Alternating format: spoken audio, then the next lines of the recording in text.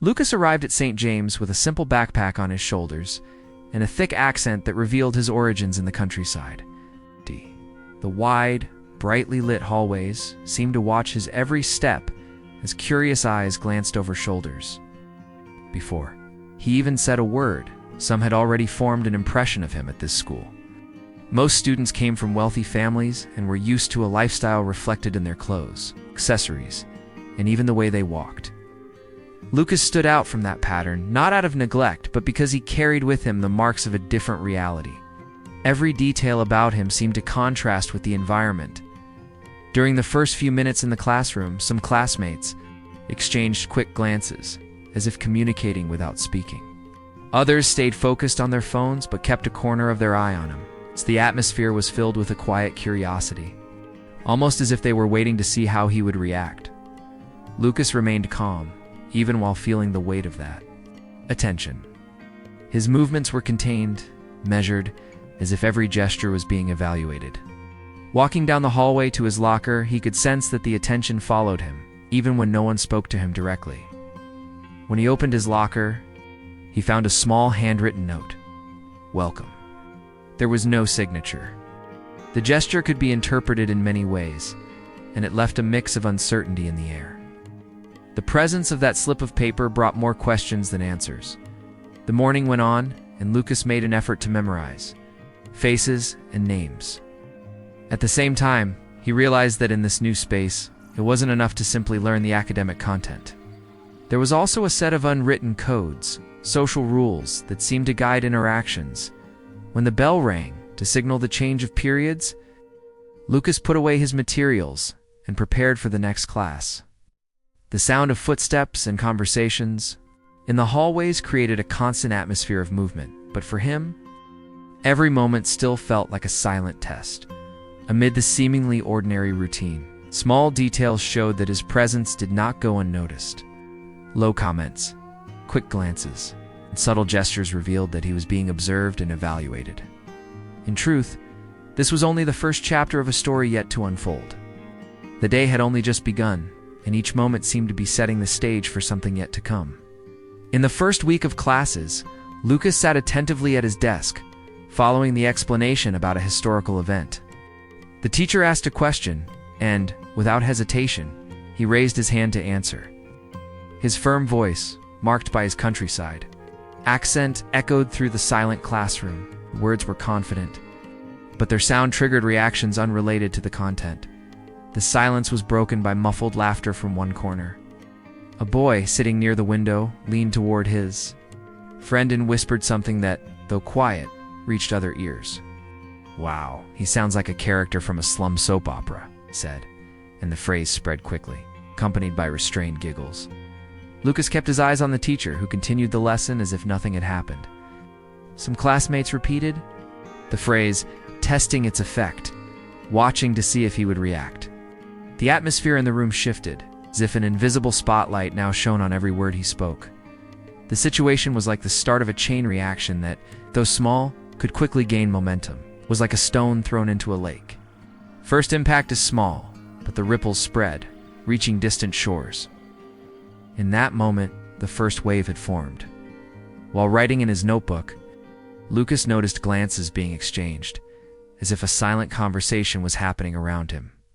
They were not curious looks, but evaluative ones, the kind you give a character who has just entered the scene. He kept his focus on his notes.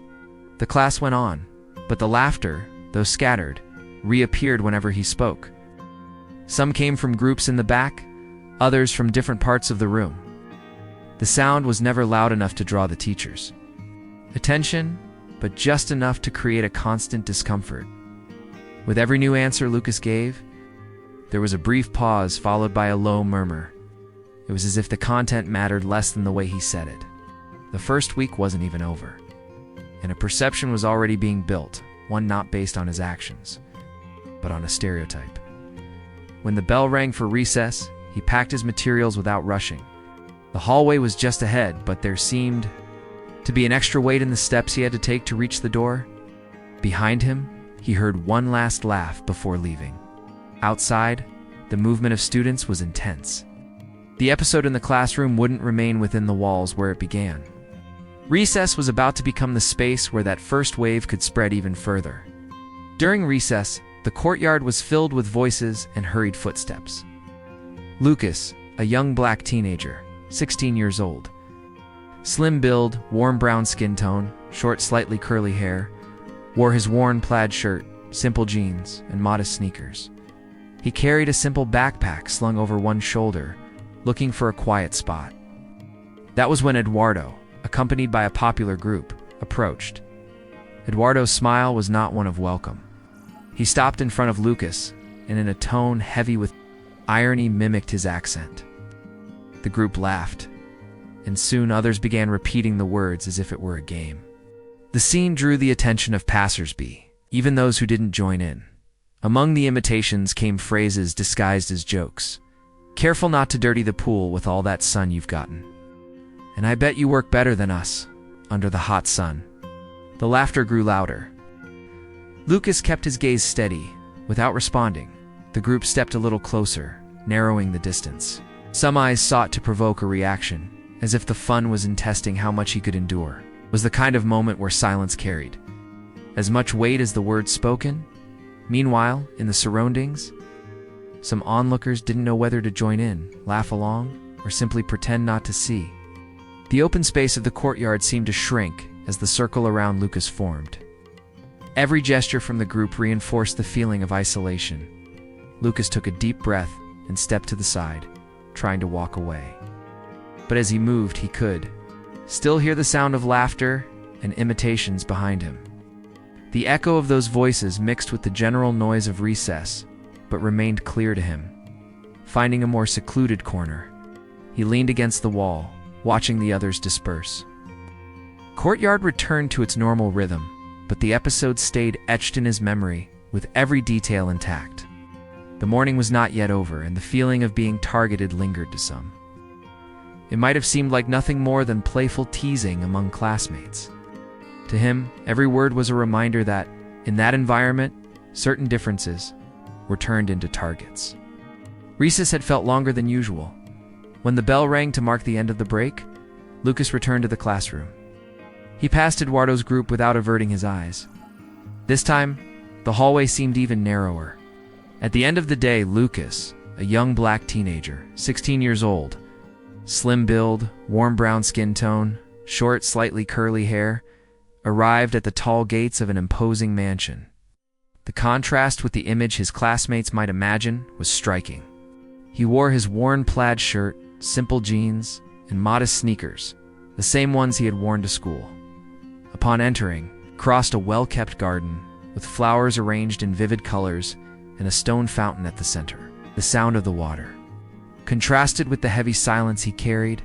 His backpack hung from one shoulder, swaying with each step along the path of light-colored stones to the main door as soon as he stepped inside.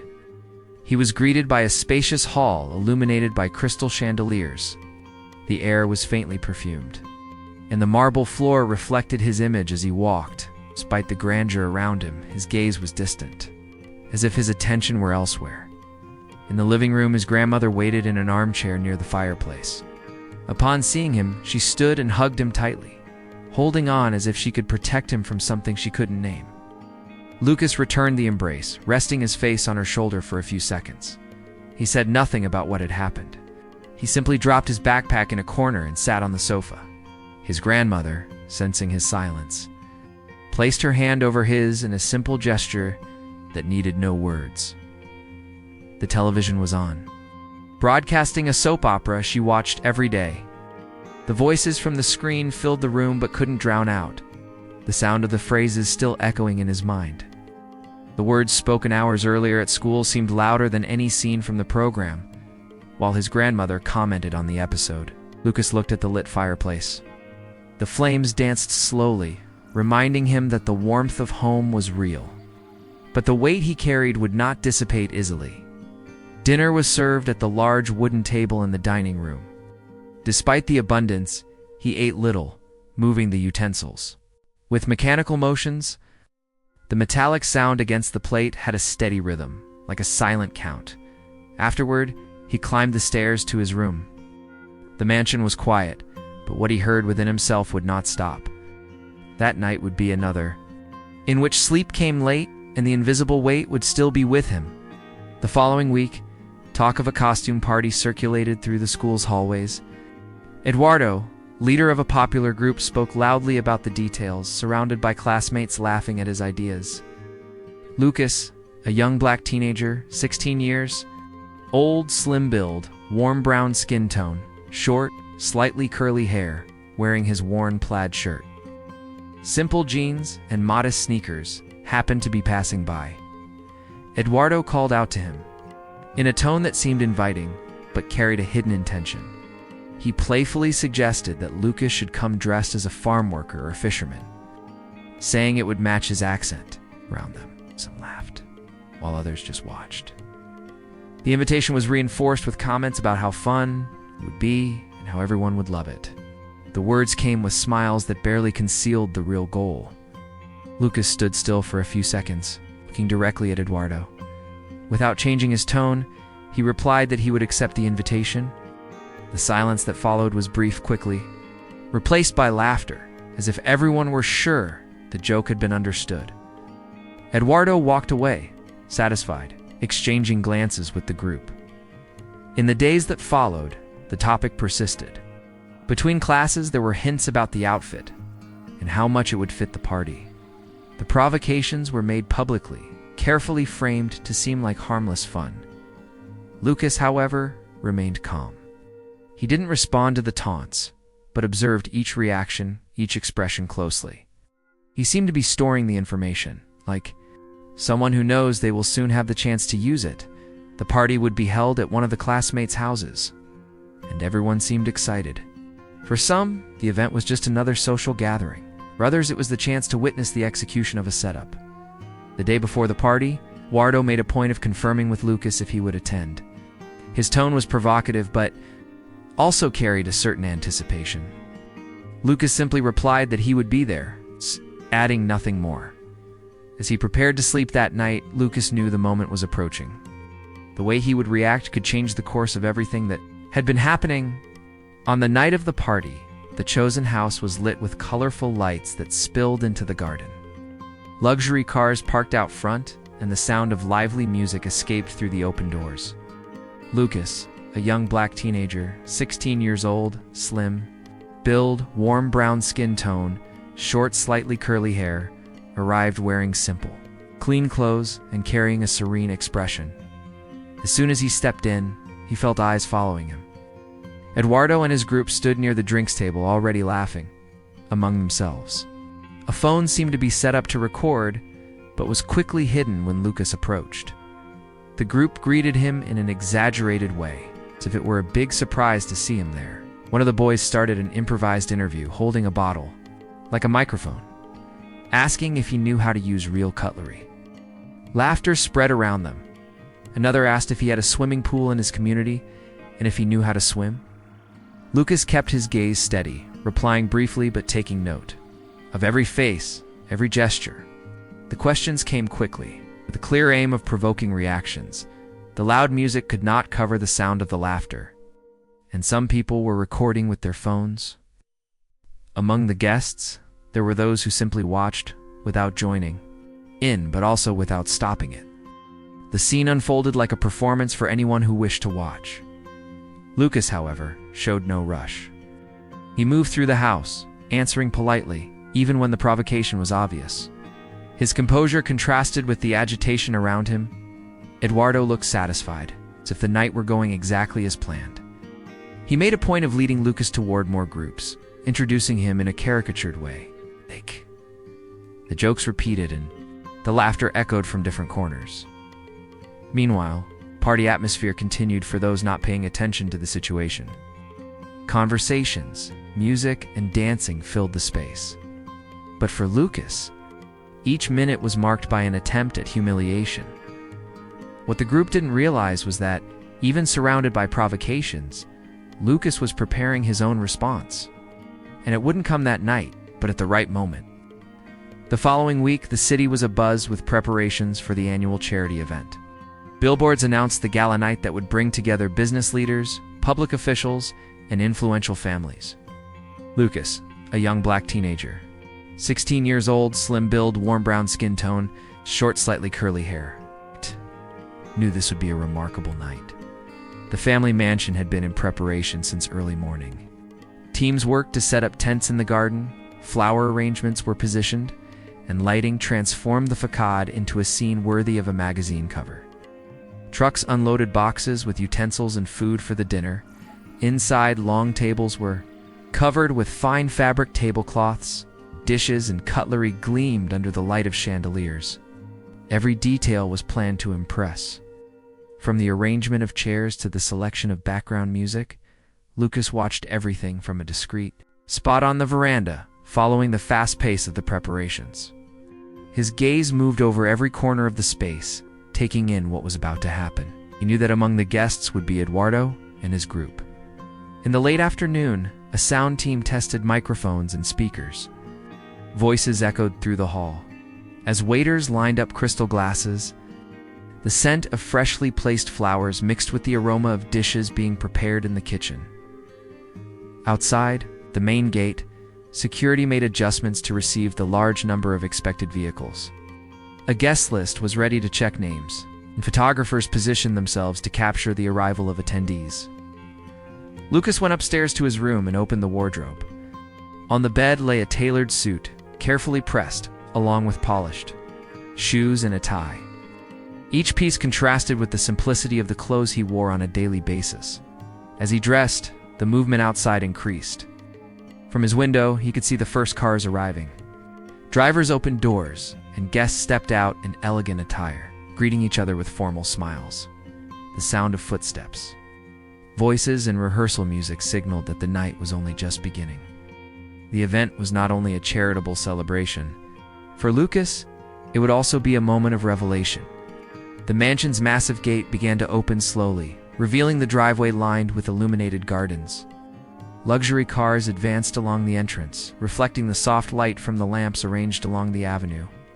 Among the vehicles, a black sedan carried Eduardo and a few classmates. As they passed through the gate, the passengers took in the scene.